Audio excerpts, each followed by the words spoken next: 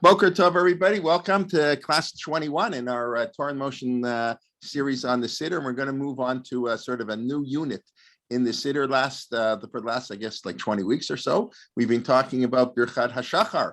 And today, at least, I don't know what it says in the arts. I just have the Torah in front of me. We move now to Seder HaKorbanot, what's called the order, the Seder, like Leil HaSeder, like a Siddur.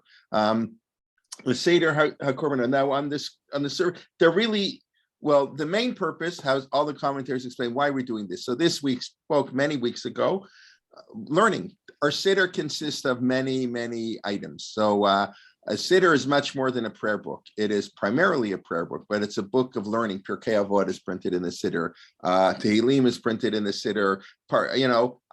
We lane. Part of our service is laning. Laning and davening really, I don't want to say they have nothing to do with each other. I'll get there in a moment. We lane because people came to shul on Shabbos morning, and Moshe Rabbeinu, as a rabbi, not as God's messenger, like Moshe Rabbeinu, instituted that we should read the Torah every Shabbos, I believe. And then Ezra comes along and says we should read it on Mondays and Thursdays. But the learning, that's not really part of davening. But our Siddur contains learning and davening. Theology. It's very unusual, right? We don't focus on theology so much. Yigdal, the 13 principles of faith. So our Siddur is very all-encompassing. Now, one of the things that the authors of our Siddur did, say, no, people are busy. People were much busier than we are today. Leisure, that's like a new concept. There was the Globe and Mail had a feature article last week, and then I saw a follow-up article on the 4-day work week. Companies and some software company in Canada, I think it's big as 500 people, announced a 4-day work week, which way they pay them the same. They expect the same productivity. They can work less hours or maybe more the other day. So a 4-day work week. The 5-day work week is only about 100 years old. In the time of the Torah, there was a 7-day work week. That's where the Torah comes along and says have Shabbos. So then we went to a 6-day work week. That was normal for, I don't know, hundreds, thousands of years. And then, I don't know, then when did the 5-day work week start? Beginning of the 19th, no, in the middle of the 20th century. I think in the early 1920s, 1930s, 1940s, it was a 6-day work week. People, that's why people got fired. Came from Europe. They didn't work on Saturdays. The boss said, don't come on Monday. Today, if you get a job in the summer, you don't have to tell your boss you're an observant Jew. I mean, who works on Saturday? So anyway, but in the time of the when the Siddur was put together, people were very busy. People did not have time to study, and people didn't know what to study. They didn't have the access that we have. So the Siddur incorporated that we should fulfill the mitzvah of Talmud Torah, of study. So you do that a little bit by Shema, but we discussed earlier. We discussed Elud Yivarach Hashem Yishmerecha, the Birchat Kohanim. Then Elud Varim Shein Lehem Shiur, the things that have no fixed amount, Peya, Bikurin, Rayon, Gemilu Chasadim, right? Talmud Torah. And then Elud Varim Shadam Achal Barutim, Balamazah. These are the things that we get a little reward in this world, but the major reward is to the world to come. And those are, that's the learning. Then you fulfill the mitzvah to learn. And the mitzvah to learn, as the Talmud explained, Vishinantam Levanecha, you should teach your children. So the Talmud, sort of on a little bit of a play on words, interprets that Vishilashtem. And you should make thirds. You should make thirds your learning. In other words, there are 3 genres of learning that a Jew is supposed to do. And that's Mikra, that is our text of Tanakh, Mishnah, the laws of the Mishnah. It's not exactly the Mishnah, what we call Mishnah, and Talmud. Talmud is the analysis. In other words, there's a lot of Mishnah in the Talmud. Mishnah just means this is a Shulchan Aruch is Mishnah. Mishnah means this is what you do without analysis. So you got to learn some psukim in Torah, then you got to learn some Mishnah, you got to learn some Talmud. So we do this twice, a little bit. So we did this before Birchat HaShachar, and now we're going to enter into a much longer form of, and we do it through the korbanot. We do. We're going to start with the psukim. We'll get there hopefully in a few minutes. Then we're going to get to the Mishnah of Ezra Kelman. Where do they bring the sacrifices? We discussed last week. Most shuls, they skip all this. We'll come to that. And then you get to Talmud, to Rabbi Yishmael Omer. So you have Mikra. That's the Korban Tamid, for example, the daily sacrifice. That's the main part, although there's more. And then there is a whole parak, a whole chapter, Ezra Kelman, which list off where in the temple certain sacrifices were brought, who could eat them, how long they could be eaten for, what you did with them, etc. And then the Rabbi Shmuel Omer that I think every shul says, some shuls here in Princeton, they started with Rabbi Shmuel Omer. That's where the chazan gets up to begin.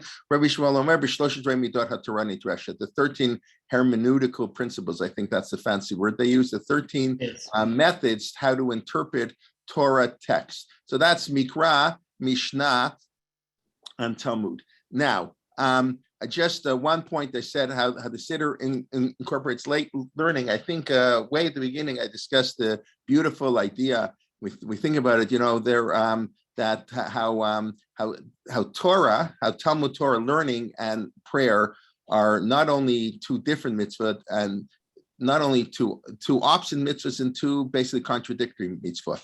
And Rav Soloveitchik has a beautiful drasha that I've mentioned before on Chaye Sarah, that Sarah was 100 years and 20 years and 7 years. And basically Rav Soloveitchik very quickly develops the notion that only a child can pray and only an adult can learn. Prayer is total dependence. We can only pray if you recognize that we're needy.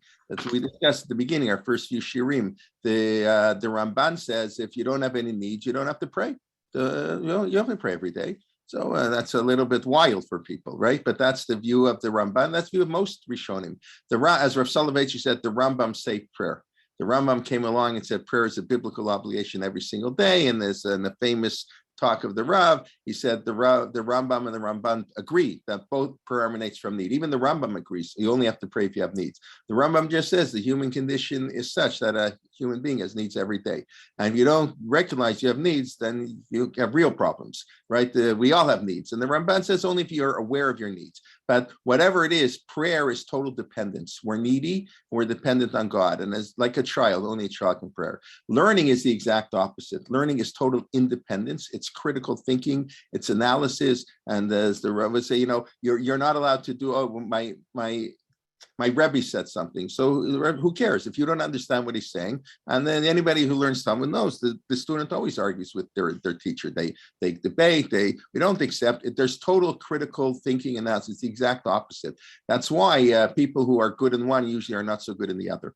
It's very hard to be a person who was focused on prayer. You see the intensity and learning. I mentioned in Charles Stamper's book on the yeshivas of Lithuania. So he discusses in Velashin, maybe I shouldn't say this, but they daven shachrit like in 20 minutes in the morning. Chick chack, they weren't interested in them. They wanted to learn all day. And I'm sure you've been to many a shul where the yeshiva guys have a sefer open in Chazaret Hashad. So I'd have to waste time listening to the chazan. So they're learning. So that's really halachically very problematic. I'm very, what can I say? It's not really the right thing to do. The halach is against it, but it's hard. People, they're focused on learning. They see prayer, or as Rav Shimon Bar Yochai said when he came out of the cave, the prayer, that's Chai Yesha. That's asking for temporal needs. We don't want temporal needs. We want spiritual, great needs, the eternal needs. That's learning is eternity, spirituality, prayer. What I ask for money and wisdom, and so there is a fundamental tension really between prayer and the Siddur, and that's what we say. So the Hasidic world focused on prayer. The Nagdish world focused on learning, whatever it is. But that's why now you understand this beautiful halacha that you're not allowed to learn Torah before you daven. You know that we've mentioned that before. The halacha is you're not allowed to learn before you daven. Now, I don't know, if there's one halacha you're going to break, this is not a bad one to choose. It's better to don't break Lashon Hara, keep that one. This one you can break. What does it mean? So the halacha, the Gemara does say, halacha psuka. You can do something which requires no thought, no analysis for a daven. But why? But what was the Gemara afraid of? The Gemara was afraid of that I'm learning Gemara and I'm in the middle of a Tosfot and a hard question goes, I'm thinking of the answer. Now all of a sudden they clap on the Rabbi Shmuel Omer, they start davening. I'm in the middle, my head isn't focused on davening. It's a totally different mindset, prayer and learning. So therefore they can't work. You need time. You need to break the two systems. You can't just turn it off a click. So it's amazing halacha Yeah, you're not supposed to learn before davening. Kal v'chomer, you're not supposed to learn during davening. But no, that should, like I said, that should be the worst avera a person does. But it's totally different. But here we have learning. It's before we get to the davening. So this is focused. This is the second cycle of learning. So one who says the psukim, the korban tamid, Ezu Makoman, the chapter in Mishnayot. And Rabbi Yishmael has fulfilled learning on the three genres that our rabbis say that you should do: Mikra, Mishnah, and Talmud. That's what Rabbeinu Tam famously wrote said. But we don't do that. What school do you know that they spend half the time, a third of their time on Tanakh? Who learns Mishnah? They do 99%, some do 105% Gemara. In some yeshivot, they don't let you learn any Tanakh. That's for the Apikorsim learn Tanakh. And I'm not even joking. That's it's considered like, yeah, Tanakh, that's for other. We don't do Tanakh. We get Tanakh in the Gemara. So that's a little bit hard, maybe a lot hard to justify. But the Tosfots, who one of their main thing we discussed that on Kiddush Hashem. Remember, we said last week, 2 weeks ago, Tosfot says that it's okay to give up your life. If somebody puts a gun to your head and says, eat tray food, the Rambam says you're committing suicide. That's like murder if you give up your life. You're not allowed to give up your life, only for the big three. And Tosfot says you are. And, Chaim Soloveitchik explained that was a reaction to what Jews were doing in Ashkenaz, that we justify the practice of the people. That's a common theme in Tosfot. If religious people are doing something, only if religious people really are doing something, then even though it seems to go against the Talmud, the classical rabbinic response based on Tosfot is try to justify what the people do. There are all kinds of examples of this. So Rabbeinu Tam says, how do we have a system where how come nobody learns Mikra and Mishnah? So he said, no, it's all in Talmud. That's why it's called Talmud Bavli. Talmud Bavli, Babylonian Talmud, Balul, it's mixed in together. And so when you learn Talmud, you learn Tanakh also. So, and that's, okay, you can, I don't know what you think of that. And in theory, it could be a little bit true if you actually looked up the Psukim, the Gemara quotes. But anyways, this is we've mentioned some of this in the past, but that is really, that's the common practice. But anyways, we got our learning our Tefillah. Now, why Korbanot? So here we have a second function. Well, obviously, we're going to learn, we could learn anything. In other words, Eilu Dvarim Shalim Shiur is nothing to do with Korbanot. The first cycle of learning, we do before Birchat HaShachar, nothing to do with Korbanot. Now, the obvious reason that's to do with Korbanot, because prayer is, it's not really a replacement, but prayer is as the Gemara says, Keneged Korbanot. So the Talmud, I'll quickly share my screen. I'll show you a relatively, where are we going here? The Gemara in Brachot, where we have, of course, the laws of prayer. So the Gemara in Brachot talks about, if I can find it, here we go, 26b.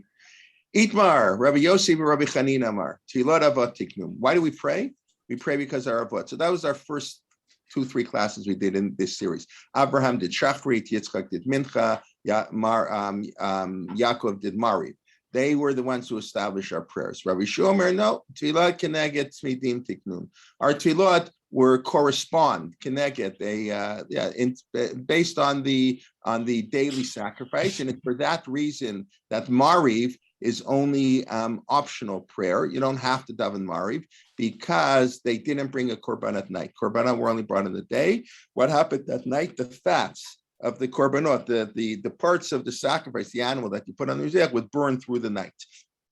That's going to be the next thing we say, the Trumat Hadeshin, and it was cleaned up. And the Gemara goes through, each one brings proofs, and who do we follow? It's not like a halachic discussion. In a sense, we often refer to both, but the laws of what time we can daven are based on korbanot. We follow the korban tamid in the morning can only be brought 4 hours into the day, so we can only daven shachrit 4 hours into the day. We follow the structure of korbanot. So that's the simple reason why, if we're going to bring learning, we have to learn something. So let's learn korbanot, because korbanot is the original form of prayer.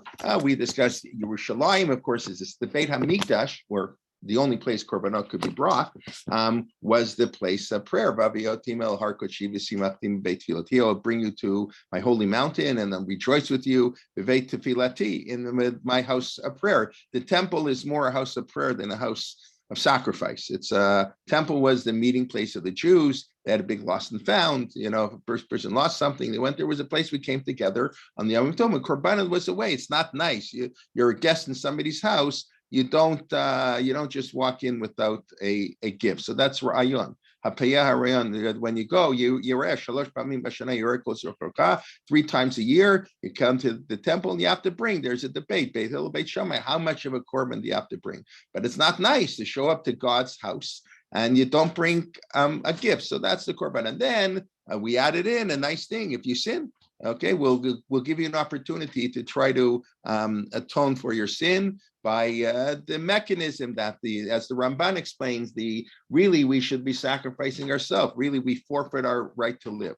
Remember, we're bringing a sin offering only if the sin is correct, only if it's excision, whatever that means exactly, right? There are 36 sins in the Torah out of the 613 mitzvot where the Torah gives a punishment of karet, eating on Yom Kippur, eating chametz on Pesach, tarat mishpacha, violation of Shabbat. These are the biggies. These are the serious sins. 31 of them, for reasons of whatever, 5 of them don't have a korban chatat. 31 of those 36, if you did them by accident, you bring a korban chatat. But really, the idea, when we an accident, you're careful, and every accident's a little bit of negligence. So it's really you're supposed to be sacrificing yourself, giving up your life. So, but God lets us bring an animal instead. Generally, there are very few sins that you do b'mezid, you do like consciously, and because you don't care, because you know it's wrong and you want to do it. Very, very few of those sins offer you the korban. There are some exceptions. That's generally a korban asham, what we call a guilt offering. I think they know. I don't know that that's what the word means, but that's how they generally translate it. So let's say I steal money.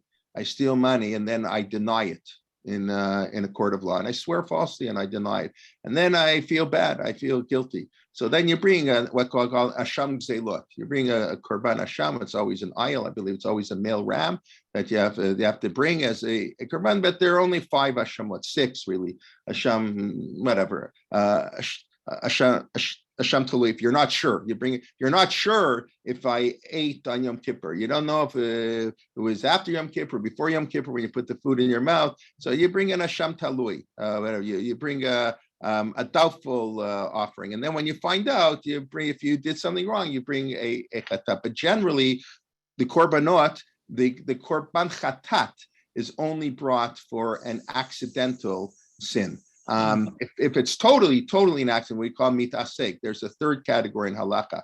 Most people are aware that there's mezid and shogeg. Mezid means I did it consciously, I did it on purpose, I don't care. And then there's I did it accidentally. Now on Yom Kippur, we have a third sin, avon pesha and chet, where I did it in spite. In other words, I don't really like cheeseburgers, but I know you keep kosher and I don't like you. So I'm going to eat a cheeseburger in front of your face because I can't stand your guts. I hate my teacher, and I'm going to show I don't care about all this, kosher stuff. So I'm going to walk into class eating non-kosher food. So that's lahachis. But in halachically, that's really the same as mezid. That's a conscious, purposeful sin. Of course, on Yom Kippur, when we talk about our personal atonement, obviously that's a worse sin. But because I don't enjoy it. If I enjoy it, I understand. It's not right, but I can understand why he sins. But that's really part of mezid. The third category is what we call mitasek. Mitasek means, I think a classic example of mitasek is if you're walking on the street on Friday night, home from shul, and it's dark, and you walk by somebody's house, and the lights go on because half the people today have electronic lights, whatever, sensors. I accidentally, let's assume electricity is prohibited on a Torah level. That isn't true. But if we were to assume that electricity is prohibited on a Torah level, so I mistakenly violated a Torah violation of Shabbat. I turned on the light walking on the street. So no, so that's not even accident. That's like nothing. You had no intent. You're just walking in the street. It's not like I forgot it was Shabbos and I flipped the switch. I walked out of the bathroom and accidentally I turned off the light. Okay, I consciously did something wrong without realizing it was wrong. When I'm walking the street and something happens, like that, presto. So that you're not responsible at all for. The halacha totally absolves somebody from, like, there's a lot of implications in nezek when there's a category that's an accident, a mistake, and there's a category where you're totally blameless. There's nothing you could have done to prevent that. Anyway, so a mitasek does not have to bring a korban for what they did. Anyway, so we do korbanot. Now, of course, we join this together. How do we end the Shmon Esrei? How do we end Shmon Esrei? Oseh shalom yiramav hu yoseh shalom aleinu al kol Yisrael miramain. Yihir atzoma fanecha sheibad beit hamikdash b'mheira b'yameinu v'tein chalkein v'toratecha v'sham navacha v'yirakim me'olam kshanim k'moniyah. We finished our tefillah with a prayer for the rebuilding of the temple. What that's like sort of like strange. Why we do that? That's how we end every Shmon Esrei. And we mentioned many. The only form of real prayer we have is Shmon Esrei. Everything else, that's not prayer. Shema is not prayer. Shema is the acceptance of the yoke of heaven. Yipsukei Zimra is not prayer. It's thanksgiving, like a korban todah, right? So you bring a sin offering for your sin, and then we have a thanksgiving offering. I won $1 million, whatever. I'm very happy. I got into medical school. So I want to thank God. So instead of going out to the bar and buying everybody a drink and celebrating with my 20 friends. So bring your 20 friends to Jerusalem and acknowledge God in your success, and bring a nice sheep or a lamb or a young egel, bring a calf, not a egel hazahav, bring a regular egel, and enjoy the korban, enjoy the meat, share some with the civil servants, the kohanim, share with your friends. A korban todah had to be eaten within 1 day. You only had less than 24 hours because you didn't bring it at 6 a.m, right? The day in the temple ends in the morning. So let's say, and then the rabbi said you have to finish at chatzot, at midnight. We know that on the Korban Pesach. Korban Pesach really can be eaten until the morning. But the rabbis were afraid you'll be talking all night, like the 5 rabbis in Bnei Brak. We're talking all night, and they won't know it's the morning. And lo and behold, they'll eat the korban in the morning. So the rabbi said, finish the korbanot by chatzot. You bring the korban at 1 o'clock in the afternoon. You have 11, 12 hours to eat the whole korban. You have to eat a whole animal in 12 hours. So you got to invite a lot of friends. And remember, you're not supposed to have any leftovers, right? Usually, I mean, it depends on the korban, but whatever. So you have to burn the leftovers. So you had to invite a lot of friends. So that was the way to acknowledge that you got into medical school. So you have to think, you're making when you make a wedding, you have to. How many people? You look who don't they have to invite? It's so expensive. I don't want to invite so many people, whatever.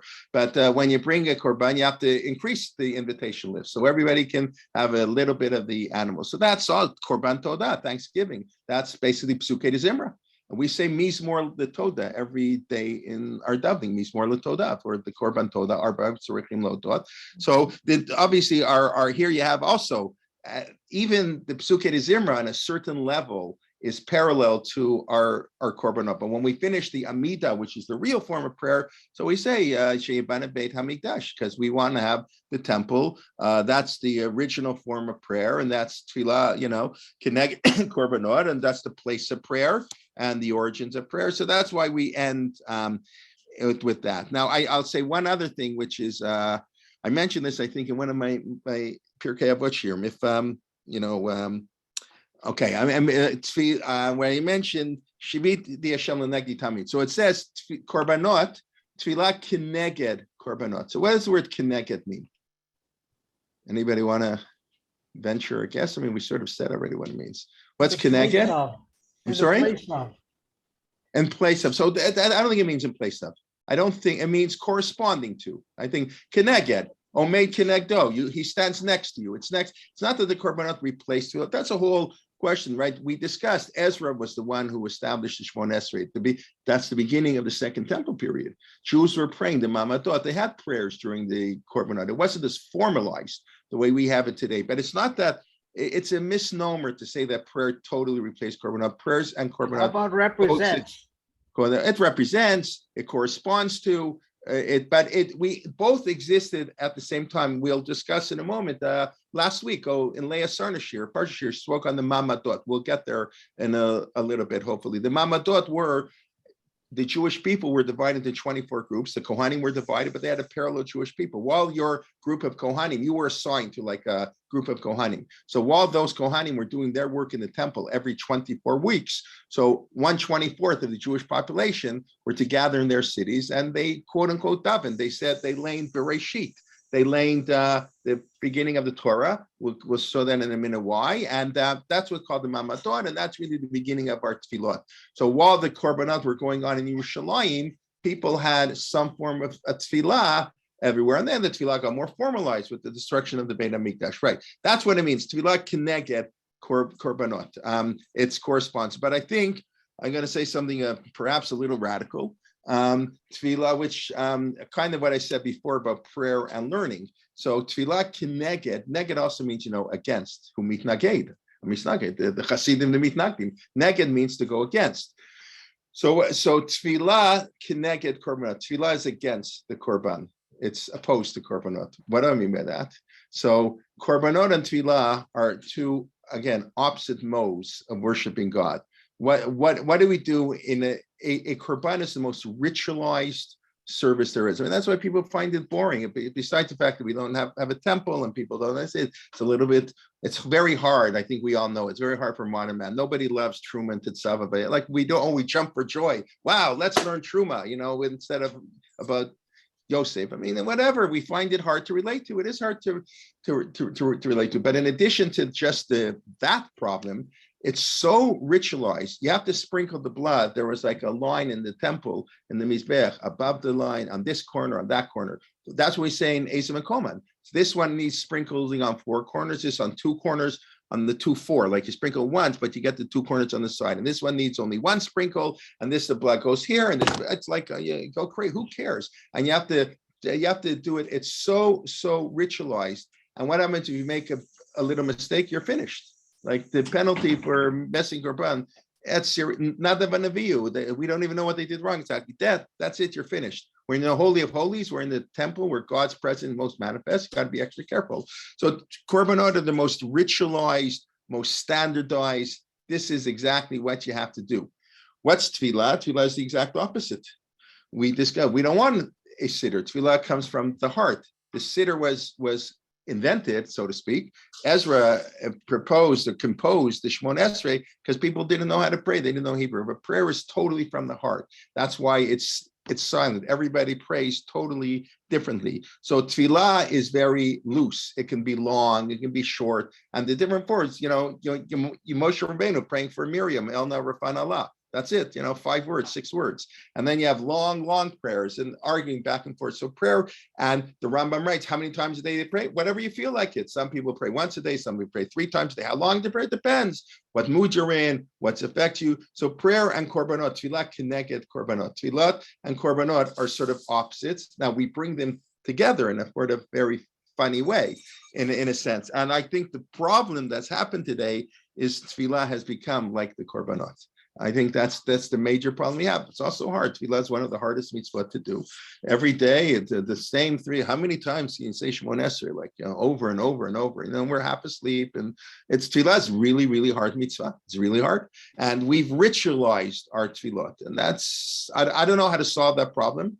I do think it's, I don't want to say, God forbid, throw away your siddur, but I've said many times, you don't have to worry about saying everything. I just started saying that thing, Atahu Hashem, after Lolam, you don't have to say everything in the siddur. You really don't.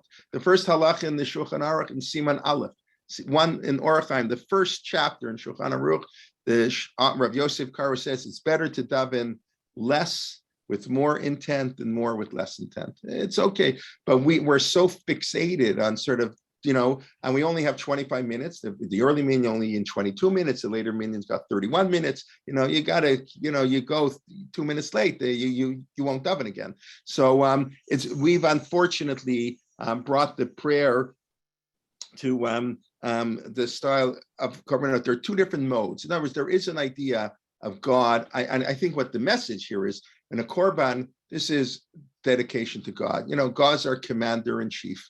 And you don't ask your commander-in-chief why this. You follow orders. That's the rule. We're in God's army. You follow orders. The Beit HaMikdash, that's God's home. You don't ask God in his home, why do you make rules like this? No, the korbanot is like a chok. We follow it because God says so, to the T, to the letter, no deviations. Prayer is human yearning for God. It's not God to us. It's us to God. Right? Korban, and that's the human conditions, avodah Shebelev. So both modes of worship of God are very important.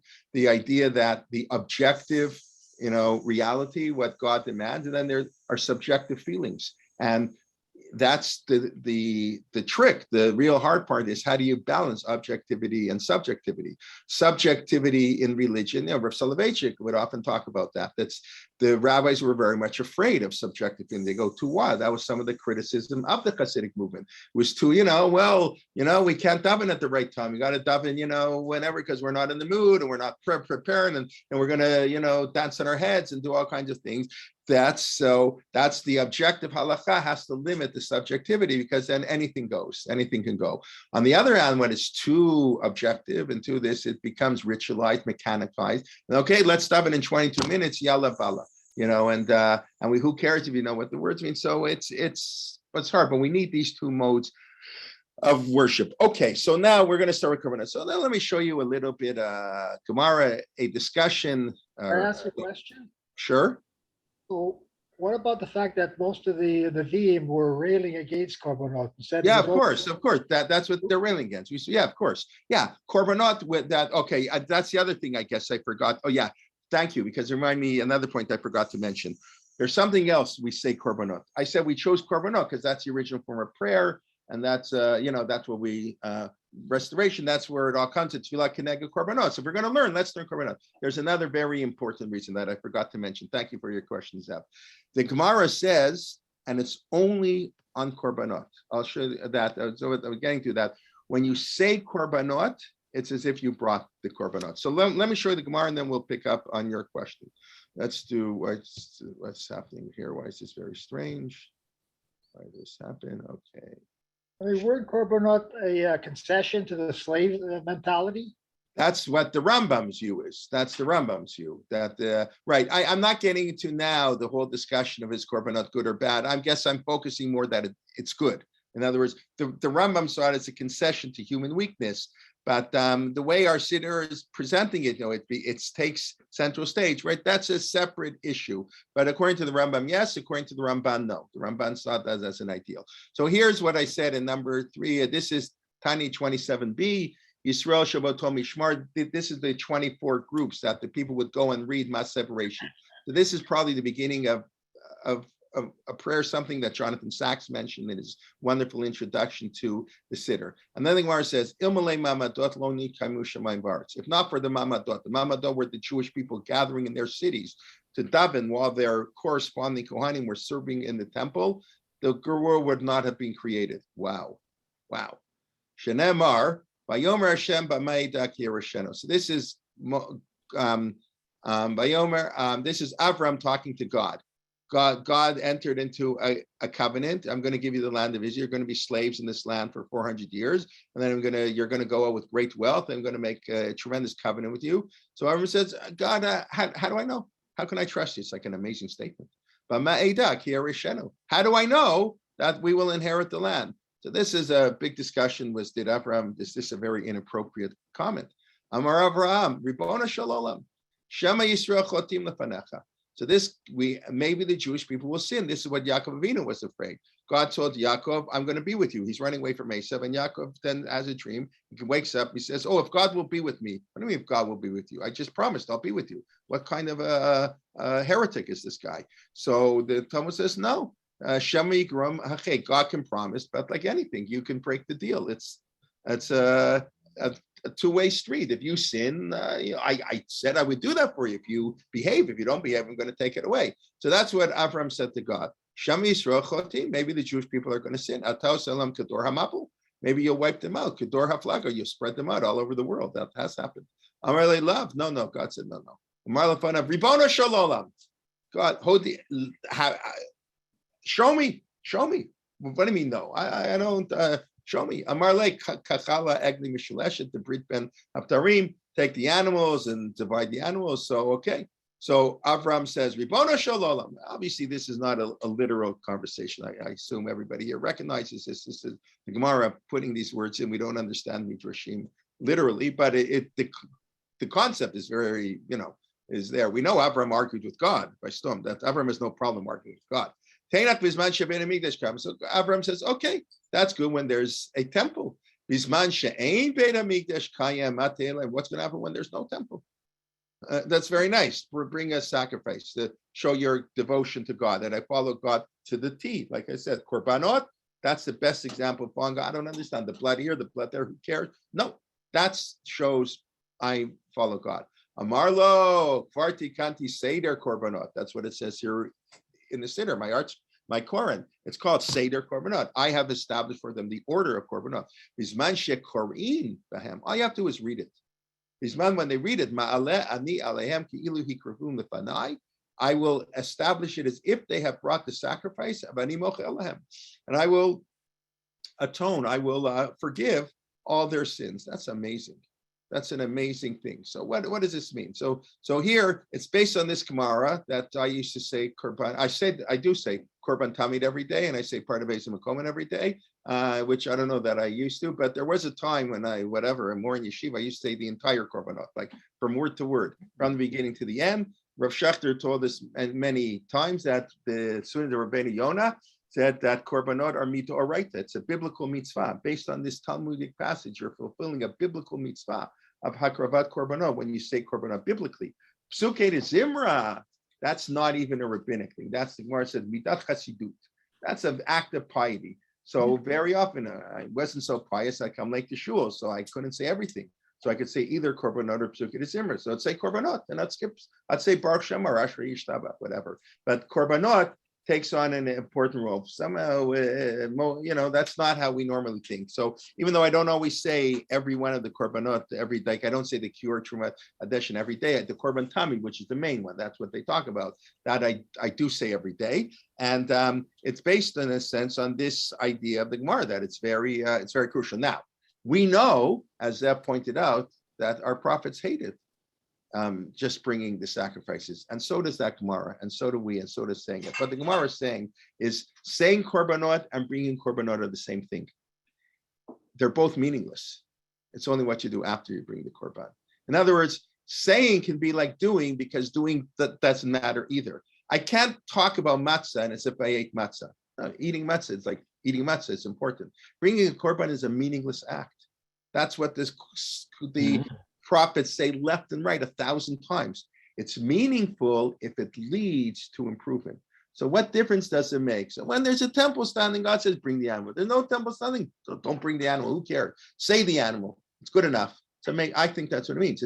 It's not saying korbanot are more important, saying korbanot are less important. I mean, it's only important, and that's why the beautiful idea of Shimshon Raphael Hirsch, right? What's every korban called? A reach nichoach. What does reach nichoach mean? Who wants to translate it? Somebody? A sweet smelling. A sweet smell. A sweet smell. Why is a korban a sweet smell? How smell different than touch? And so Rav Shimshon Raphael Hirsch explains that beautifully. Smell is the sense of anticipation.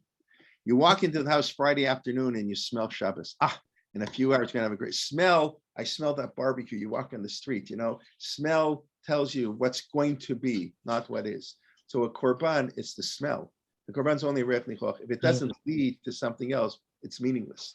So that's why korban. So that's why saying korbanot can be like bringing korbanot, because bringing korbanot is also meaningless. Unlike eating matzah or making kiddush on Friday night, whatever things we do. So that's, I think that's an important idea. So we say korbanot because they're really important, because they're really unimportant. In other words, you understand what I mean. Both are true, depending on how we say the korbanot, what we do by saying the korbanot. But that's the original form of prayer. And that it's really, but all the commentators explain, the reason this is brought in is not so much because korbanot in the temple and tefillas couldn't negate korbanot. That's nice, secondary. The main, we have to learn something, because we wanted to have learning, and for whatever reason, they didn't just want to have the Elu Dvarim Shilim Shur, so they did a little bit extended learning. Once they were learning, they picked the korbanot. By the way, even Rabbi Yishmael Omer, so that Rabbi Yishmael's teaching is found in the opening comment of the Sifri on Sefer Vayikra. It's right by Sefer Vayikra, Sefer of korbanot. So right there in the introduction, that's where Rabbi Yishmael's teaching comes from, and then got transposed into our Siddur. Just more than one more thing where he said, how Keneged, Tefillah Keneged Korbanot. Tefillah and Korbanot are total opposites, in many ways in opposition to each other, just like Talmud Torah and Tefillah can be in opposition to each other. It's a beautiful thing, I think, about Judaism. There's so many, opposites attract, opposite are important. It's important. They're different, a synthesis, and that's it. Life is complex, life is multifaceted, life is full of contradictions and opposites and everything, and that's all reflected in our Torah. But you have two other, most famous example. This already didn't see the great Rosh Yeshiva in Volozhin, who Taka mentioned, did give a Parshat HaShavua shir every day. That's his Perush on Chumash Emek Davar. It's because I don't know exactly. My understanding is every morning in the yeshiva, in many shuls after davening, somebody gets up and gives a short Dvar Torah. So the Netziv every morning, I don't know if it was every morning, but he got up in yeshiva and he gave a little shir on the Parshat HaShavua, and that eventually became the Emek Davar, which is a fantastic commentary of the Chumash of the Netziv Naftali Siddur Berlin, passed away in 1893, the last Rosh Yeshiva in the Volozhin yeshiva. So he has SLO Ezer Kenegdo, that God, Lo Tov Hayadadam Levado, it's not good for man to be alone, I'll make Ezer Kenegdo. So the Netziv said, what's the best wife? The best wife is one who's opposed to the husband. I don't know, I'm getting into dangerous territory here. The husband doesn't want to go to shul in the morning. The wife's supposed to give him a kick in the tuchas, get out of bed, go to shul. Ezer Kenegdo. We help people by being against them. We all know that. Constructive criticism, Ezer Kenegdo, and that's an ideal wife. That's what he writes. That if when two people think alike, everyone knows. You have a CEO, he hires people who think exactly like him. The business isn't going to do so great. You need a loyal opposition, that holds the government to account, but is a loyal opposition. They care about the country, not just about getting elected. I don't know if we have any of those in the world, but that's the ideal, right? It's got to be. Opposition is good if it's loyal. Ezer Kenegdo. So that's Keneged is. Of course, we translate to be with them, the alongside. Of course, both are true. We know that. It's not these two interpretations are contradictory. They're two different aspects. And the one where I saw this, I mentioned before in the Nishmat Abraham, I think that's what it's called, by Avraham Abraham. Avraham is a great one of the leaders in medical ethics, and Abraham, he has a 6-volume work. I mentioned it before. He goes through the Shulchan Aruch, all the stuff that talks about medicine. He writes like a commentary on the bottom, very modern commentary, like a quote, like a Mishnah Berurah, updated halakha from the Shulchan Aruch with all the modern poskim. How much high does your temperature have to be before you can eat on Yom Kippur? Like really, really practical stuff. So he, right at the beginning, Shivita Hashem L'negdi Tamid, is the opening lines of the Shulchan Aruch. So he quotes the Tshuva Me'ahava. The Tshuva Me'ahava is of Rav Yehuda, I think Yehuda Fleckless. He was the student of the Noda Yehuda in Prague. He succeeded. The Noda Yehuda, the great Rabbi Cheskel Landau, chief rabbi of Prague, died in 1793, and I believe his successors, the Tshuva Me'ahava, the Tshuva of love. That's what he called the Tshuva Sefer Rabbi. I think Yehuda Fleckless. I might be wrong on the first name. Anyway, so he writes, Shiviti Hashem L'negdi Tamid. What does it mean? God, we should place God before us always. So he says we should place God against us. That's wow. What does that mean? It means whenever God, it's a little scary. It's a little bit, maybe it's not healthy. I don't know. It says like this: when things are going well, you should think to yourself, maybe God is giving me so much good things, so he's giving me my reward now, and I won't get it in the world to come. And when things are going bad, you say, I'm being punished because I'm doing wrong. It's like how you develop, a guilty conscience. I don't know. Maybe it's not so healthy for modern people to think like that. I don't know. But he has this conscience. View yourself as God is opposed to you. In other words, see what it's really to think, what does God want from me all the time? It's putting me more on my toes. It's the Keneged.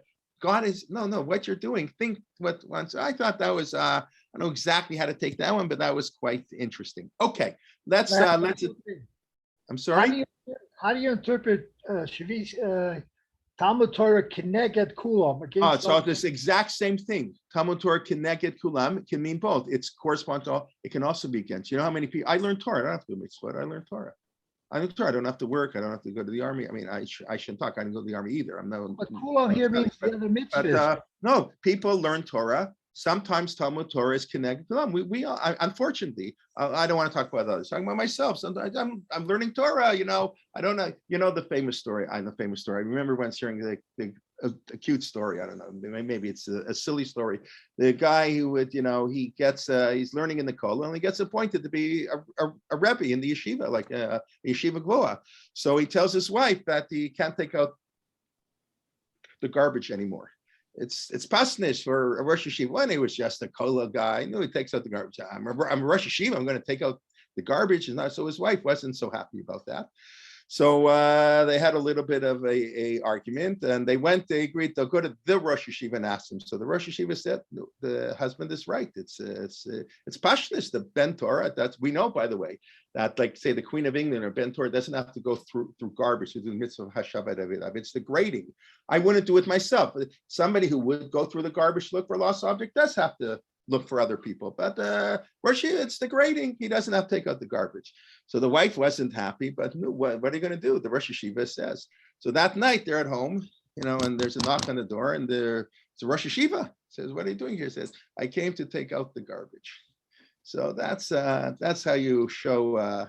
That's a nice way to teach a lesson. But Shivit Torah, Talmud Torah, Keneged Kulam. Absolutely. It's a problem. Those of us who learn Torah, I talk to myself now, have to be very conscious of that. Not to say that Talmud Torah excuses me. Of course, that's not the plain. A's are connected also. Then everybody agrees with the plain meaning. Your spouses, and of course the Torah wrote it a female to a male, but it's we apply it both ways. Spouses have to help each other. A's are connected. They work together. And Shivit Hashem L'negdi Tami. God is always with me, and God is always before me. And Talmud Torah is equal to Talmud Tzvot. It's so important. That's all true. But at the same time, add in that mode that it's connected, it's against, because that's an important thing to bear in mind. That Talmud Torah doesn't excuse you from mitzvot, and the whatever tefillah keneged korbanot. That we have to think how we done it. It's not just because they had korbanot. You have to think. And by the way, if it's connect korbanot in the good way, you have to have it with a positive attitude, and has to change. So I think that's just an added idea, and that's, of course, the Torah does it all the time. They have a word that is ambiguous. We have written about this many times. The Torah is always ambiguous because the Torah wants us to understand things from different angles. So they write, when Rashi and Ramban argue, God knew Rashi and Ramban would argue. I mean, he knew the Torah was written unclear. Who sold Yosef? It's very unclear. Did the brothers sell Yosef or the Midianite sold Yosef? I'm not going to go into it now. Look in the Psukim, it's very unclear. So Rashi famously said it's a brother. So that's what we're all taught in kindergarten. But it's very unclear. But the Torah did that on purpose, because the Torah wants us to understand the story one way if the brother sold, and another way if the Midianite sold. The Torah always is doing that. I mentioned that a few weeks ago. We don't know anything about Abraham the first 75 years in the beginning of God, because Torah couldn't care less, because every person finds their own way to God. The Torah didn't want to tell us. Torah doesn't want to tell us do this, do that. Yeah, in mitzvah and korbanot and certain things, Torah eat matzah, do this. But generally, the Torah, I know it sounds weird, and you're going to think I'm crazy. The Torah generally doesn't tell us what to do. Torah doesn't tell us who to marry. Torah doesn't tell us what career to have, what kind of house to live in, what car. Torah doesn't tell us any of that stuff. Just do whatever you want. What job you want to do, totally okay. There's half a page in the Talmud on what professions are good to choose. Tov Shavarofim le Gehenna, right? That's the famous mark. The best of the doctors go to Gehenna. It's not what it means. We'll have to talk about it another time. It's wonderful to be a doctor, but there are certain dangers in being a doctor. That's the Gemara alluding to. The same thing of Keneged. So most things the Torah doesn't tell us what to do. The Torah tells us certain things. We know when it comes to money can destroy us. So the Torah better tell us lots of laws about money. You can make a profit, but when it comes to basic necessities, you can't make more than 1/6 profit. Can't charge more than 1/6 of your costs in the rental building, whatever. You can't on food. And the Torah has all kinds of laws in areas. Where do we have lots of laws? Money, sexuality, lashon hara, the 3 areas we talk about. We sin all the time. That's where the Torah has to give us laws. Or to rest on Shabbat. We wouldn't take a day off on Shabbat. We would never give up our computer for a day. So the Torah had to give us light, but in basic way we lead our life, that's totally up to us. The Torah doesn't tell us that. The Torah is you choose your own way. Okay, Zeb, did that answer your question? I don't know if it's okay. All right, let's just get started. We have a few minutes left. I do want to introduce the Kior. I thought, like always, I'm going to cover more than I do, but I don't know if that's good or bad. Okay, so it's this week's Parsha. We do Parashat Hashavua. Siddur HaKorbanot, if you have your Siddur in the Koran, it's page 43. It says Parashat Akirbre, the Be'er Shema Moshe Lemor Vasiti Kior Nechosha. You should make a brass faucet. It's a little bit strange. The Torah says you have to make a brass faucet to wash your hands. Between this tent of meeting, okay, we'll transfer it to the Beit HaMikdash, but tent of meeting and the altar, and you should put water. And Aaron and his sons have to wash their hands and feet. When they can remember, you couldn't wear shoes in the temple. Shoes are power, right? We don't wear shoes, and Avel doesn't wear shoes. On Yom Kippur, we don't wear shoes. Shoes are power, right? Strength. So remember the bracha for wearing shoes, walking. So shoes are power. In the temple, we're powerless in the face of God. So you can't wear shoes in the temple. So they wash their hands and feet. And what happens if they don't? V'lo yamutu, they shouldn't die. Wow. V'lo yamutu. Twice the Torah says they shouldn't die. Guess it's pretty serious to wash your hands and feet, otherwise you're going to die. That's like, wow. So what's this doing here? Asita kior nechosha. Well, what's this parsha here for? So the simple thing, it parallels Netilat Yadayim. What's the first thing in the Siddur? Netilat Yadayim. We wake up in the morning and we do Nagavasa, right? You wash your hand. The first bracha a Jew makes every day, you say Moda'ani, that's in bed. That doesn't have God's name because you haven't washed your hands yet. Before you wash your hands, you can't say God's name. So then you get up and you wash your hands. Al Netilat Yadayim.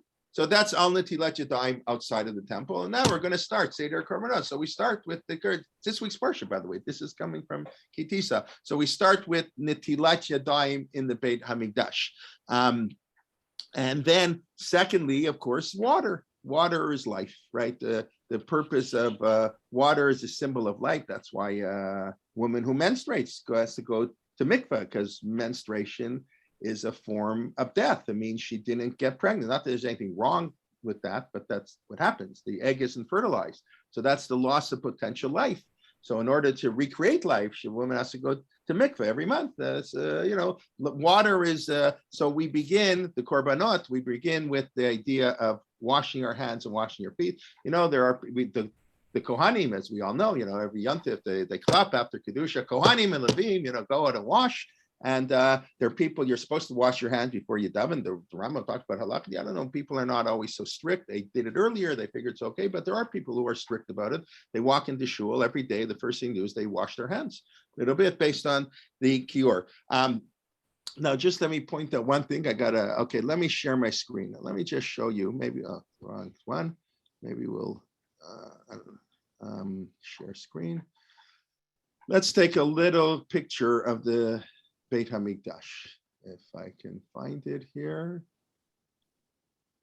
Where is it? Beit HaMikdash. Okay. How many people have seen this picture before? It's familiar. Have you? Are people? I can't really see you when I share my screen, so you have to answer by voice. Is this a familiar picture to people? Yes. It is familiar. Yes. Okay, so everybody's seen this. So right. So this is the kior. Bein ha'olam and bein ha'mizbeach, basically. Yes. This is the Ezras Nashim. This is the, by the way, it didn't mean only women. It meant men and women. I mean, even women could be here. This was 135 amot by 135 amot. That's about 200 feet by 200 feet. Not so big. Then different lishkot, and then you come here, and this is the Mizbeach. It's 32 amot by 32 amot. Let's say 50 feet by 50 feet. Then it's 10 amot high, 15 feet tall. This is the ramp, and this is the Kodesh. This is the holy stuff. Yes. The menorah, the Ketoret is down here, the shulchan and the shulchan where they keep the showbread. And in here, this little space is for the Kodesh HaKodashim. This is the Holy of Holy, where only the Kohen Gadol could go once a year. This is, I think, 40 amot. The whole length of this is like about 60 feet from beginning to end. I think, if I'm not mistaken, the Beit HaMikdash actually is pretty small. The whole area is pretty small, and these were the things, the hooks where they put the animals when they shechted the animals, and they had lots of stuff. You learn midot and tamid, the mishnayos in Kochin that people don't tend to learn so much. So it describes what was put in each part of the Beit HaMikdash and everything. So this is the kior. They came in and they had to wash their hands. Now, what's interesting is they used to have long lineups to wash their hands, because lots of Kohanim. So the Mishnah says here, we'll do this as our last screen. I just think it's very cute. You know what? I'll do the other one because I think that's more important. Why, hold on, maybe I'll save that till next week. Fine, I'll do this one. If I can find it, the Mishnah and Yuma. No, that's not the one. Oh yeah, this one. Okay. The Mishnah and Yuma, which talks about Yom Kippur, all of a sudden has a digression, like Mishnayos tend to do, for good reason. So talking about what the Kohen wore and how he bringing his bull to the Mizbeach, and here it says, so the Mishnah says, Ben Katim asa shtei masar dat likior. Ben Katim made 12 faucets. They used to Shalo Yusham Elishnaim. They only had 2 faucets. Can you imagine there are 300 Kohanim and there are 2 sinks? So he made 12. He did some contraption that not for now, that the water could go through the night. Normally water would be invalidated overnight, whatever. And then taught all the things that people added to the Beit Hamikdash, and they were mentioned for good. And then it mentioned all the people who did bad things. Beit Garmu lo ratzulu l'meina masei lechem apanim. They knew how to make the shobet, great fresh bread. They didn't want to teach. Beit Avtinas knew how to do the Torah. They didn't want to teach it. Yeah, right. Some people are willing to share their knowledge, and some people aren't willing. So the Mishnah says, "Al Rishonim nemar zecher tzadik dibracha." We mention a righteous person. Someone who shares knowledge is a righteous person, or someone who makes life easier, so the Kohanim don't have to wait there for 20 minutes to wash their hands because they're going to die. And it doesn't mean we killed them; it means a heavenly punishment, perhaps. Right there. So he increased it by 600%. To Zecher Tzadik Bracha, and these people, their name should be blotted out. Okay, we'll discuss what the Kior is next week. The Kior, this I'm sure that if you want to take a look, it's not Rashi doesn't quote in this week's parsha, quotes it in Vayakel, I believe, that what the Kior was had to do with the relationship to the woman. Another reason we begin with the Kior, then we begin with the Trumat Hadeshen. So we're going to talk about the Kior, finish the Kior, and then move to Trumat Hadeshen, the garbage collector. The Trumat Hadeshen was cleaning up the garbage. I mean, it's not a nice term to say, but that's what it was. Clean up the ashes, the leftover ashes. The mizbeach was, dirty. You make a barbecue, all the fats go there. It makes, you have to clean it every once in a while. So they used to clean the Beit HaMikdash every day. So we'll talk about that, please God, next week. But let's just do a very quick review of what we did. So we said we're going to start our second cycle of learning. The Siddur composed many things: prayer, learning, theology, all kinds of things in the Siddur. And we discussed how, but on a certain level, prayer and learning are opposites of each other. Prayer is total dependence on others. I can't do it myself. I need help.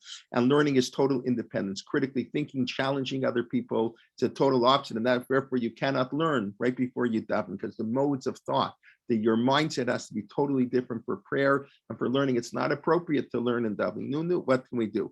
And then, so we have this cycle of learning before we're going to daven. And once we're having the cycle of learning, they chose the korbanot, because korbanot is the origins of prayer. Tefillah keneged korbanot. Tefillah were corresponding to prayer. Perhaps they're opposed to prayer, right? Prayer emanates from the heart, is totally a subjective way to worship God, and korbanot is a totally objective way to work their God. They work in total opposite modes. Both are important. We need both modes of worship. And unfortunately, we've made our prayer like our korbanot. That's not good. That's not a good thing. Then we discuss keneged. Talmud Torah can be keneged. Kulam can be opposite, can prevent you. And ezer kenegdo. A spouse should be someone who is not afraid to be a constructive critic. And we said that also doing the korbanot, like Avram Avinu, God said to Avram Avinu, just say the korbanot. You don't need a Beit HaMikdash. Say the korbanot. That's saying, because the Beit HaMikdash doesn't matter. Saying and doing the korbanot are meaningless. It's all about the ethical improvement, the reich nichoach, the sweet smell that will come. So whether you say the korbanot or do the korbanot are the exact same thing. You don't have that by matzah, like I said, the end of the mitzvah. So that's why, it's another reason why we put the korbanot as the focus of what we're going to say as our Talmud Torah. It takes a good 5 minutes. I don't know. If you say the whole thing, it takes a few minutes to say. That, the shuls that started Rabbi Shmuel do that, I think, so people, can say their own pace. Those who want to say it, those who want to say it. Of course, what generally happens, wherever shul begins, that's where most people begin. If the chazan doesn't say, it's not so important. I've said many times, we should start at Birkat Torah. I don't think we should start on Noten Esach V'Vinelach V'Vinayla. I think we should start at Birchat HaTorah, which may be a biblical mitzvah, maybe the only other bracha besides Birchat HaMazon, a biblical mitzvah. And I know maybe people here, learned people, all know to say it. But believe me, many people don't know this. The not such religious people don't know the importance. And the Chazan doesn't say in the shul. It can't be that important. It's always a danger if the shul skips something and take the individual say it, the individual doesn't say it. But no. But that's saying the korbanot, and then we begin the korbanot with the kior. It's not really part of the korbanot. It's not in the integral part is the day sacrifice. But you cannot. The first thing we do, we wash our hands. First thing we do in the morning, we wash our hands. So we're corresponding what we do at home to the Beit HaMikdash. Our home is like a mikdash, is a mini mikdash, and the importance of life and water and temple. This is God's home. This is what gives life to the world, so to speak. So we have to wash our hands, and then we have to make it nice and easy for people to wash their hands, so they don't have to wait in line so much. I always like the practical stuff. Somebody does something nice and practical, gets listed in the Mishnah for history. Whoever heard of Ben Katin? But anybody who learns Mishnah Yuma knows who Ben Katin is, because he got mentioned. We're doing this wonderful thing. Okay, please God, we'll continue next week. Let me see if there are any questions. I didn't look. I wasn't really looking at the chat box. Why is learning during the repetition of Mida halachically and from? Because you're supposed to be paying attention. Right, listen, why we still repeat the Shemona Esrei. So in yeshivas, many yeshivas don't repeat the Shemona Esrei at Mincha. Because the original reason we repeat the Shemona Esrei is for ignorant people. Didn't know. People came to shul. Imagine a guy didn't know how to read Hebrew, didn't have a siddur. How could he be shul? Jew goes to shul, has to daven 3 times a day.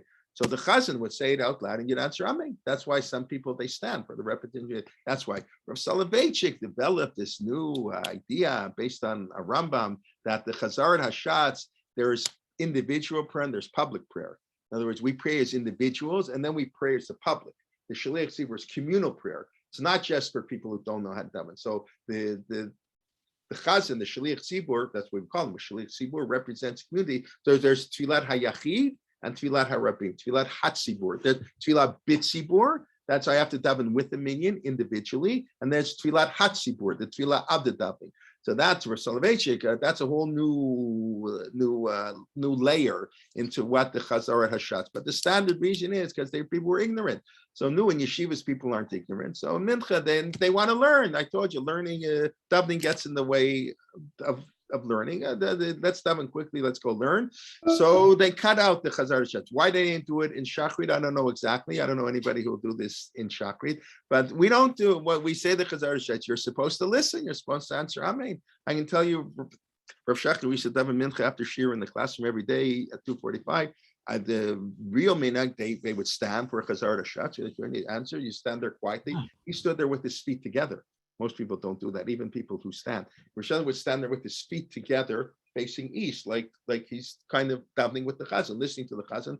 So you're not, listen, like I say, if you want to pick an aveira to do, you need to do tshuva on Yom Kippur. You need something to do tshuva for on Yom Kippur. So this is a good aveira to pick that I learned in davening. But I'm not on such a level. I have many other aveiras I can do tshuva for on Yom Kippur. But so whatever. But it's also the idea they're opposite. And by the way, if you're a yeshiva person, I think it's terrible. It gets into almost a chilul Hashem because you read Daf Yomi, right? There are people who learn Daf Yomi, always in Chazarat Hashatz. The other guy reads, he's on his phone doing emails. What's the difference? You're not paying attention, he's not paying attention. You don't pay attention, he doesn't pay attention to Daf Yomi. I don't pay attention, I'm on my email. You understand? Once somebody, all these yeshiva guys don't pay attention, so why do I have to pay attention? So that's another thing people don't realize when you're in. So everybody's in yeshiva learning Daf Yomi. That's one thing, but when you daven in a shul minyan with balabatim, it's very dangerous to learn. I remember my uncle telling me as when I was a rabbi, the shul said, never ever learn during Chazarat Hashatz. You cannot learn that because many rabbis prepare the drasha, the finishing points on the drasha during Leini Chazarat Hashatz, so they're looking up the Sfarim, for their drasha. You know what I mean. So my uncle told me that's Uncle Levi Tova, of course. That would be a terrible thing to do. The balabatim, see, the rabbi is not paying attention, so he doesn't pay attention. He learns. I don't pay attention. I talk. So that's a side reason.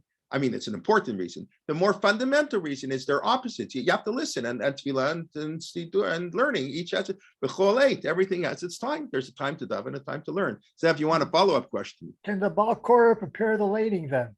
You shouldn't. Listen, if they're, so you know what, walk out of shul. Like if the Baal Korah comes, he's not finished his laning, don't do it in shul. Or, I mean, there is a discussion in the Gemara. I don't remember the whole discussion, right? Can you learn? The Gemara does talk about people who learned during davening. So Gemara says, how can they do that? So he said he turned his back. It's like walking out of shul, like he's not in the shul. I think that's what Gemara said. But if you're in shul and you're supposed to be davening, no, don't do your laning.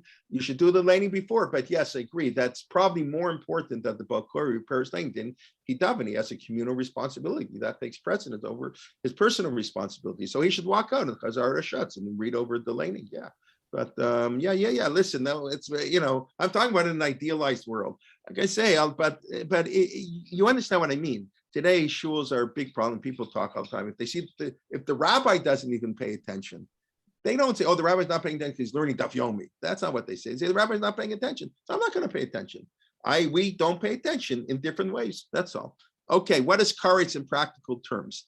I don't know. The base, no, it's a heavenly punishment. The Gemara has different opinions. Rabbi Turchiner spoke yesterday about his birthday and his coming up, and there are different opinions. Is karet to die by 50, by 60? I think that was it by 60. So that's why people sometimes when they turn 60 make a big birthday party because maybe there's no karet. With the simple meaning of karet is you're cut. The Rambam says you're cut off from the world to come.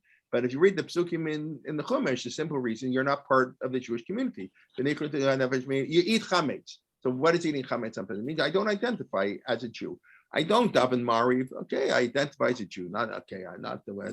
I don't put on tefillin. Okay, I don't put on tefillin. But not to eat matzah, not to eat bread when we are forming Jewish nation. That you've been nichrata nefesh miyameh. You're saying I'm not perfect. Not to have a brit milah. Wow, that's not to, and we know. People who are very not religious all have brit milah, thank God, and many of them don't eat bread on Pesach. They may eat pork. Tova can also tell me we both worked in the world. I remember working in the accounting world. Literally, people would come with ham and matzah. They don't eat bread for Pesach. I don't keep kosher. It's beautiful. It's beautiful. I think there's something actually beautiful about that. They've maintained the title. What do you want to be? Eat bread and ham? The true matter, there is a big difference. Bread is an Easter karet, and ham is not. Ham is just a regular lotus say. There is something to be said.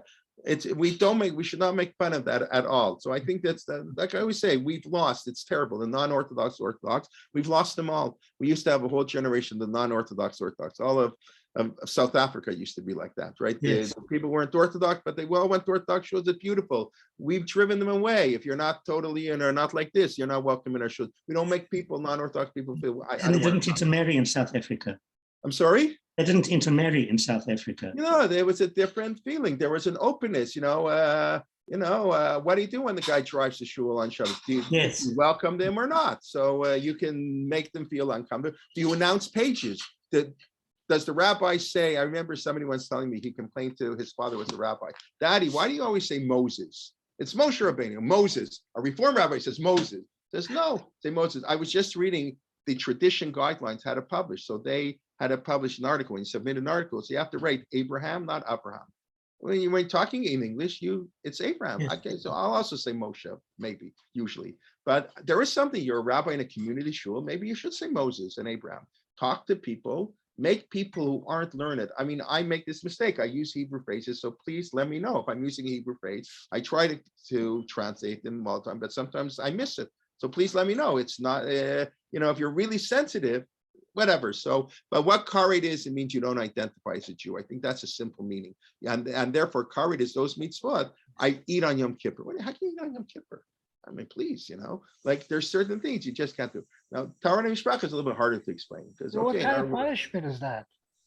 It's God. God will punish you. I don't know what it is. It just means it's serious. It's the Torah's way of saying very serious. Whatever God will do, I don't know. God's punishment. It doesn't mean that the Beis Din will excommunicate. Correct. The Beit Din does nothing. No. Karet gives makot. The Beit Din. Thank you. The Mishnah says the Beit Din could give lashes, and lashes exempt you from karet. That is the reason the historians claim that in the 16th century in Sfat, Rav Yosef Karo was one of 7 rabbis to get smicha. Rav Yaakov Bey Rav, one of the most fascinating arguments in Jewish history was the smicha controversy. Rav Yaakov Bey Rav gave smicha, the real smicha based on the Rambam. Like you can have a Sanhedrin, like the real McCoy. They can reinterpret verses in the Torah. They can say they're 28 malachot in Shabbos, not 39. Like everything gave smicha, the real thing. And Rav Ibn Chabib, the father of the one who wrote the Ein Yaakov, he was the main opponent. Whatever. Now it's not the time for this discussion. It's a fascinating discussion. But the historians say, why was there a movement to give smicha in the 16th century? Because the Marranos who were coming back to Judaism felt terrible that they had violated sort of idolatry, even though it was, we discussed this last week, it was with the quote unquote a gun to their head. We can't blame them. They wanted lashes as an atonement, but only a Beit Din can give lashes. So they wanted to constitute a real Beit Din so they can really get punishment, so they can get their punishment in this world and be exempt from karet. Although they wouldn't be chayiv karet for doing it under duress, but that's what the historians say. Zev, you don't like that, eh? Or you do like that? I don't know. It's so. Anyways, so karet we don't do anything, but if we give makot, the Mishnah in Makot says, the last Mishnah there says that it's kol chayvei kriruch nilku niftaru midei kritatam. Anybody who is under the penalty of karet, who gets lashes, he's now exempt from karet. Okay, tefillah become OCD. Yes. Okay, demeanor during tefillah is a big problem in Jewish schools. Of course it is. Getting the children to be focused on tasks, because it's hard, because the adults don't do it. It's very hard. Tefillah is a really hard mitzvah. I think it'd be better if we daven 15, daven less. And I've said many times in schools, they should only daven 100% out loud. The Sephardim have it right here. You go to a Sephardic shul, I go once or twice a year to one of the Sephardic shuls in our neighborhood. It's beautiful. It's a different style of davening. I don't know if I would like it every week. It's not how I grew up. It's not, but they say, and all over, you have to turn your head. Who's saying this one out loud? Everything is said out loud, every word. Nobody talks. And they're not, it's a beautiful way. Everybody knows it davening by heart. They have their special tune. It's beautiful. We mumble jumble and people walking around. It's a big problem. Davening is hard. So make it 10 minutes and sing it. Sing Ashrei. Sing all of Aleinu. What they do in camp. Aleinu l'shavech l'adonai. You're going to hear. Why do I know Birchat Hamazon off by heart? Why does everybody know Birchat Hamazon? Baruch atah? Because we all sang it. Because I think in all the schools after lunch, when I was an associated in grade 4, after lunch, everybody had to say Hazan Kol. If I'm not mistaken, if you want a little secret, if I'm not mistaken, you know who came up with that tune? Or I don't think he composed it, but he asked somebody to compose it. This idea is Mordechai Kaplan.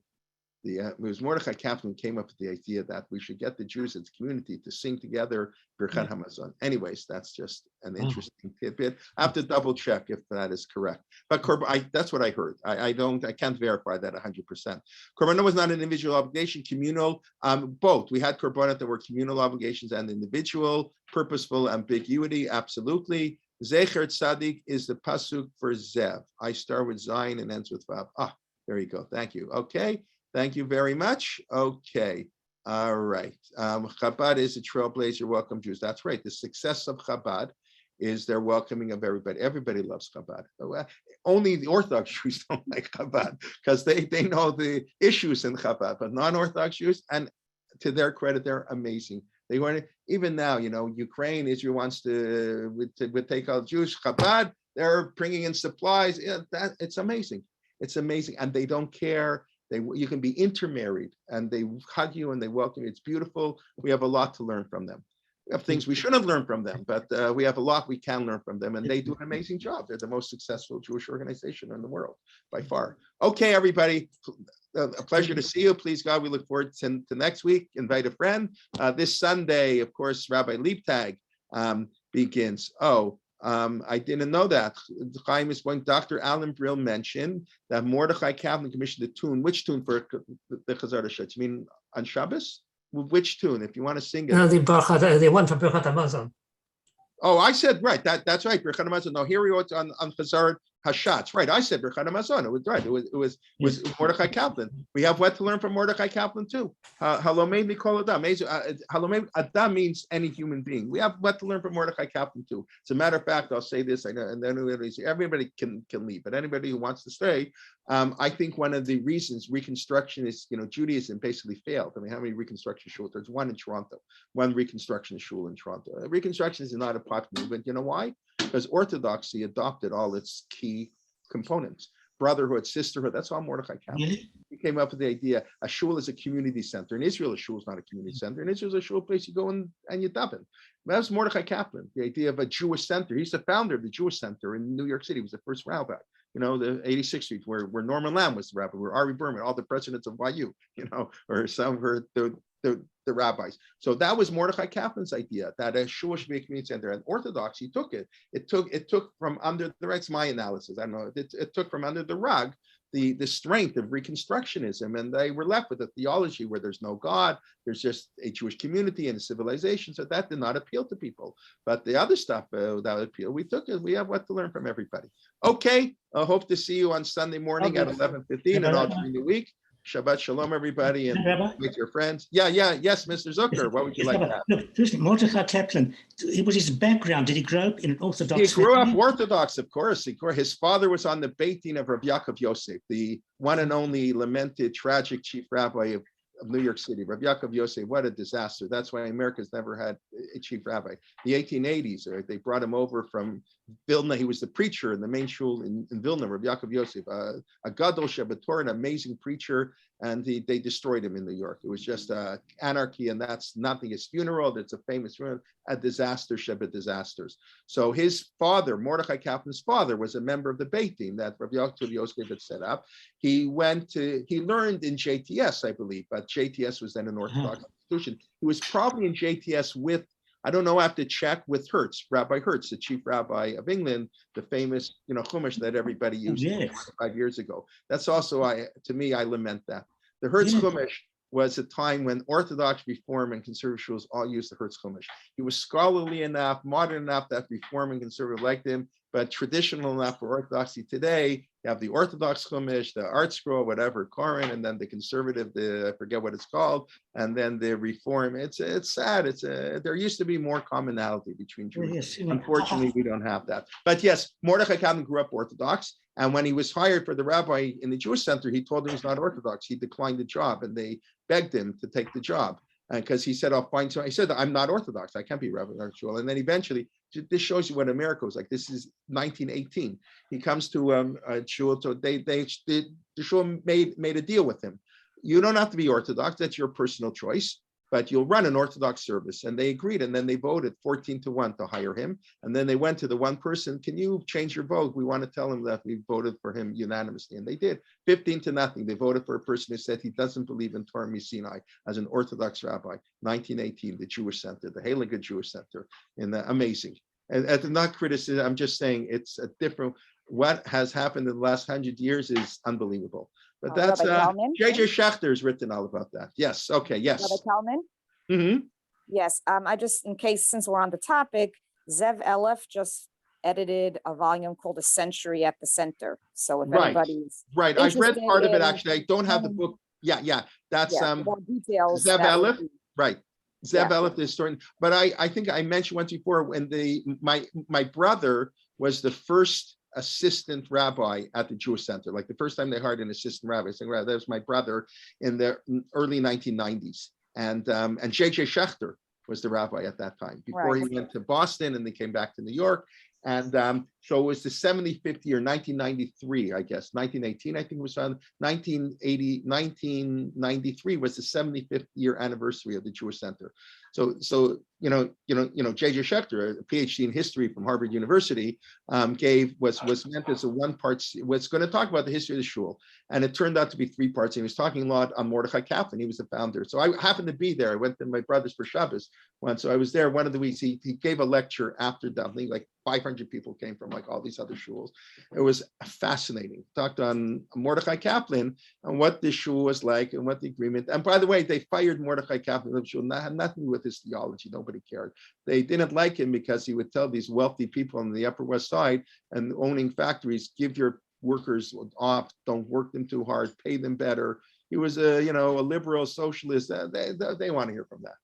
That he didn't believe in Torah Mina Shemaim, who cares? But he tells us to pay our workers more. Get out. Who's the rabbi? He does. So he went down the street. The Reconstructionists opened up on 86th Street, a block away.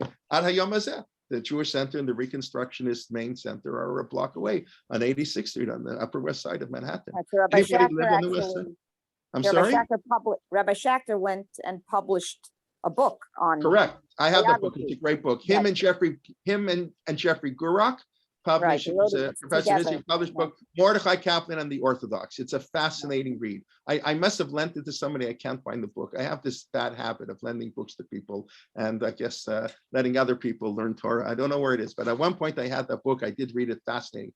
Yeah, Mordechai Kaplan and the Orthodox.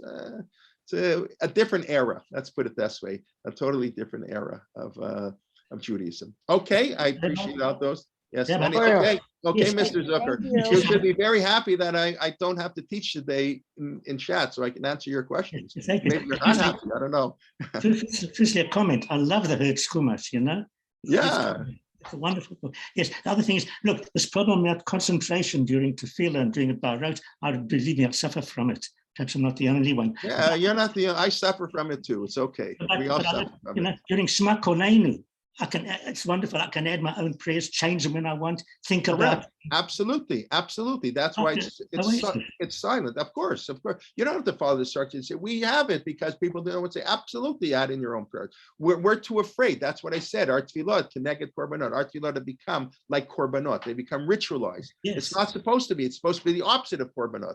Prayer and korbanot are two different modes of worshiping God. We've turned tefillah into a korban. You say this and this and this. Blah, blah, blah.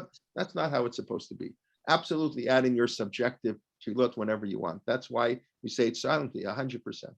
Okay, everybody, don't want to keep you long, even those who stay. So, okay, thank you very much. Look forward to see you soon. And yes, Chabad has been a trailblazer and welcome Jews. That's true. That's 100%.